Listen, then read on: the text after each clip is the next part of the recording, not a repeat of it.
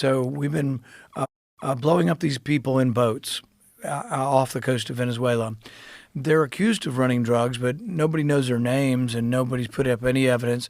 When we had them September 2nd, two of them were still clinging to the wreckage. They're shipwrecked.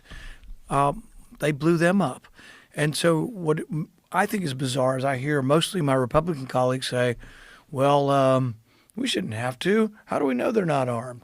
And it's like, but there's this thing called presumption of innocence. They say it doesn't apply. Well, it actually always has applied on the oceans. We've had drug interdiction, but we have always stopped boats and asked to search them. If they flee or shoot at the Coast Guard, they will get shot and blown up, but it's usually an escalatory sort of steps.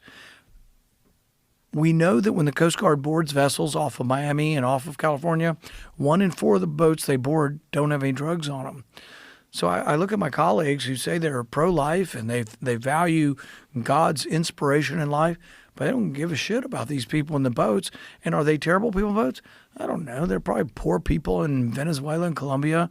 And really, they say, well, we're at war with them. They're committing war by bringing drugs into America. They're not even coming here. They're going to these islands in the south part of the Caribbean, the cocaine, and it's not fentanyl at all. The cocaine's going to Europe.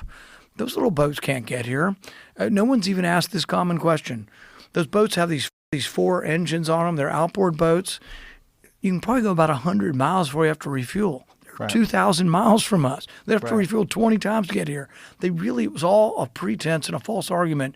But I guess what I don't feel connected to my Republican colleagues is that those lives don't matter at all, and we just blow them up. And against all justice and against all laws of war, all laws of just war, we never have blown up people who were shipwrecked. It's against the military code of justice to do that. And we're doing it, and everybody just says, oh, well, they're drug dealers.